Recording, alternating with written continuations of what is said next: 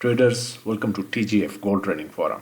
नया week start होने वाला है ऑन 11th ऑफ मार्च 2024। देखते हैं हमारे पास क्या मेजर फंडामेंटल इवेंट्स हैं और कैंडल स्टिक्स पे हमारे पास क्या पैटर्न्स बन सकते हैं। लेकिन उससे पहले हम ये देखेंगे कि फ्राइडे को NFP की आउटकम क्या रही और उसका मार्केट पे इम्पैक्ट क्या हुआ। NFP की रिपोर्ट अगर आप देखें तो हमारे पास 275 के रीडिंग आई है which was a positive indicator, और एवरेज आवरली अर्निंग्स 0.1 और अनएम्प्लॉयमेंट रेट वॉज 3.9। अगर आप ओवरऑल इस इवेंट को देखें तो इसने US इकॉनमी के ऊपर प्रेशर क्रिएट किया है। वो इसलिए क्योंकि अनएम्प्लॉयमेंट रेट हमारा आया है 3.9%, जो कि पिछली दफ़ा था 3.7%।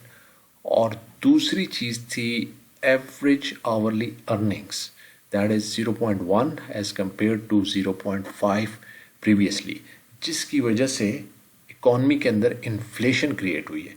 और जब इकॉनमी में इन्फ्लेशन क्रिएट होती है तो gold as a safe haven asset इस्तेमाल होता है। उसका इम्पैक्ट क्या हुआ? उसका इम्पैक्ट ये है कि we got a bullish move towards 2193। अच्छा, अगर अभी आप मार्केट को देखें, MACD को देखें on the daily time frame, तो मार्केट में अभी भी पोटेंशियल है मज़ीद ऊपर जाने का। 2250 तक मार्केट जा सकती है। लेकिन उससे पहले हम देखते हैं कि अगले वीक में हमारे पास क्या फंडामेंटल इवेंट्स हैं।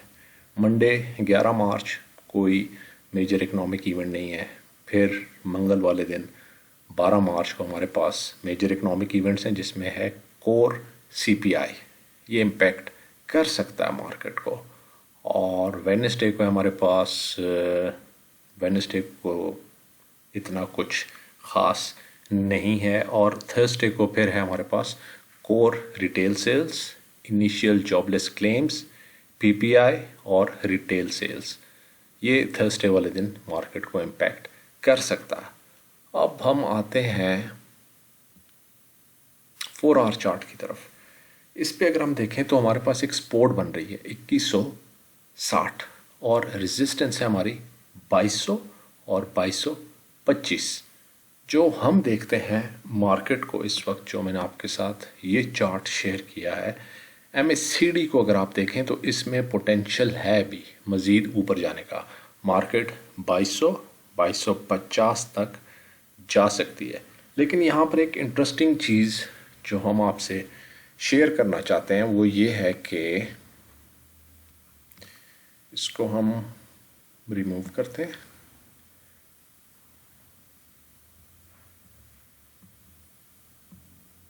अब देखें आप चार्ट को, जूम आउट करते हैं।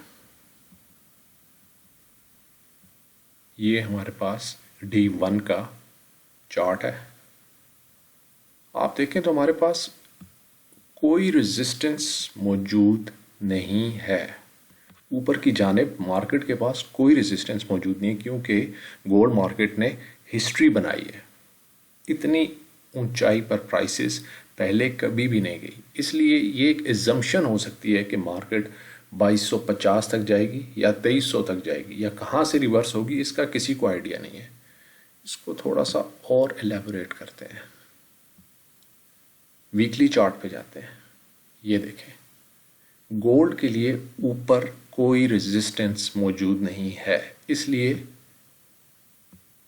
कोई फिब लेवल, कोई ट्रेंड लाइन, एक एजम्पशन होगी। वीकली चार्ट आप देखें, कुछ भी नहीं है। It's all clear up to the sky. 2250 भी जा सकती है, 2300 भी जा सकती है। कहाँ से रिवर्स होगी किसी ट्रेडर को कोई आइडिया नहीं है। इसलिए हम क्या करते हैं, हम एक रेजिस्टेंस क्रिएट करते हैं, अ साइकोलॉजिकल रेजिस्टेंस 2200 और 2225, और हम ये कहते हैं कि ट्रेंड बुलिश रहेगा। किस बेस पर? उसकी रीज़न आपको बता दी है कि हमारे पास ये जो इंडिकेटर है MACD, ये हमें बता रहा है कि मार्केट में बुलिश मोमेंटम मौजूद है। ये देखें, ये हमें इंडिकेट कर रहा है कि मार्केट ऊपर जाएगी। 2200 को हम साइकोलॉजिकल एरिया कंसिडर करते हैं और 2225 वो टूटता है तो फिर 2250। लेकिन मार्केट को अभी शॉर्ट करना मुनासिब नहीं है। मार्केट रिट्रेस हो सकती है 2160 की तरफ और फिर ऊपर जा सकती है 2200 की तरफ। लेकिन जैसा कि आपको मैंने बताया है प्रीवियस फ्राइडे जो गुजरा है, ये जो रिपोर्ट आई है हमारे पास NFP की, इसने एज अ कैटलिस्ट काम किया है बुल्स के लिए। और इस रिपोर्ट को मद्देनज़र रखते हुए हम ये कह सकते हैं कि गोल्ड मार्केट मज़ीद ऊपर की तरफ नेक्स्ट वीक में जाएगी, क्योंकि USD के ऊपर इंतहाई प्रेशर है इस टाइम।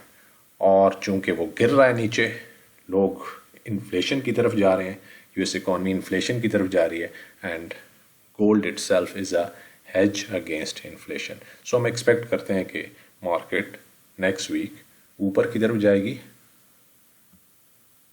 2200 की तरफ और 2225 की तरफ। मैक्सिमम अगर इसने रिट्रेस भी किया तो 2160 की तरफ रिट्रेस करके दोबारा ऊपर को निकलेगी। तो देखते हैं हमारे पास क्या ट्रेडिंग वीक बनता है, क्या ट्रेडिंग मैथडोलॉजीज बनती हैं, अकॉर्डिंगली हम प्लान करेंगे। Okay, stay managed, stay disciplined, and good luck with your trades. Bye.